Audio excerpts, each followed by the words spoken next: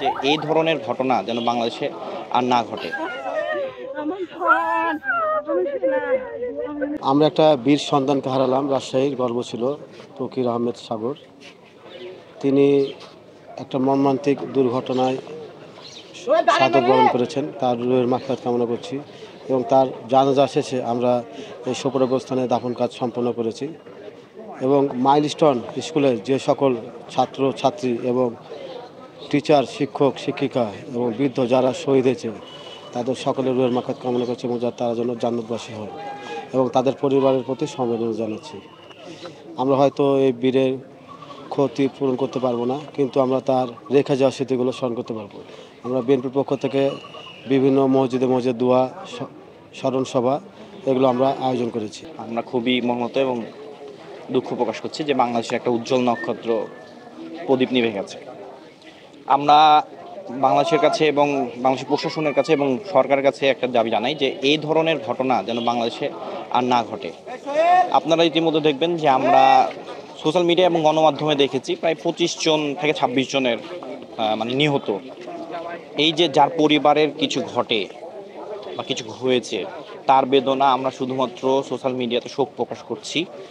আর আরেকটা বিষয় দেখেন যে বাংলাদেশের মানুষ যে কত বা বিষয়টা হচ্ছে যে এরকম স্বেচ্ছাসেবকের মতো যেমন রক্ত দেওয়ার বিষয়টা থাকছে। পরিশেষে একটা কথাই বলতে চাই যে এই ধরনের ঘটনা আসলেই খুবই দুঃখজনক এবং কষ্ট। আর আমরা সরকারের কাছে আবারও দাবি জানাচ্ছি যে এই ধরনের ঘটনাগুলো ঘটার আগে অবশ্যই পরীক্ষা এবং নিরীক্ষা করে যেন দেখা হয়।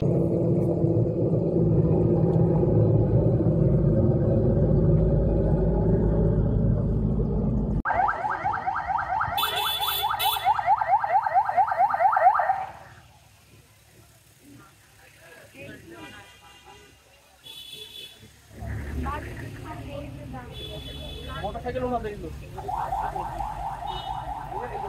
এটা আসছিল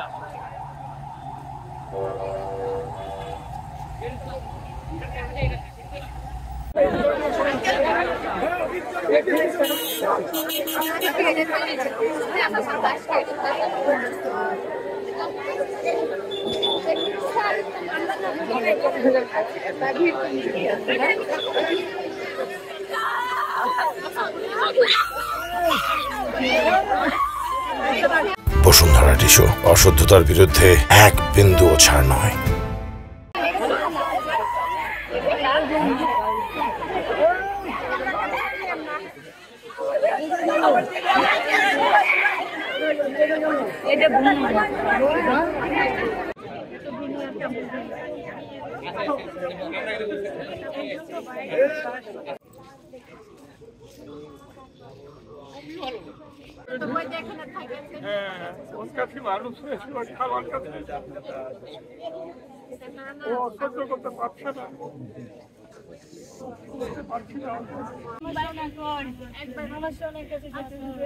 আমাকে বুকে নিতে হবে।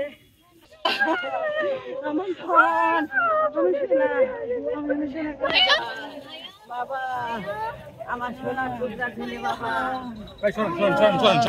কেউ যাবে না, এবারে কেউ যাবে না।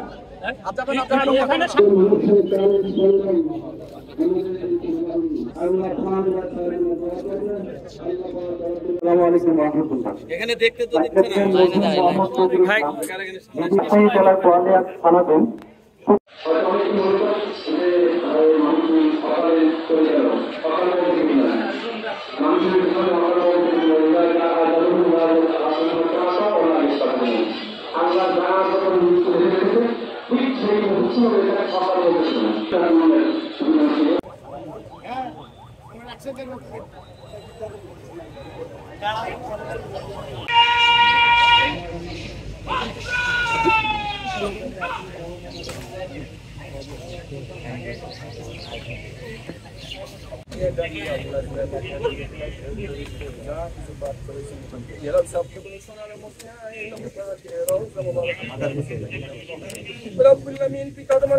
থেকে শুরু করে যত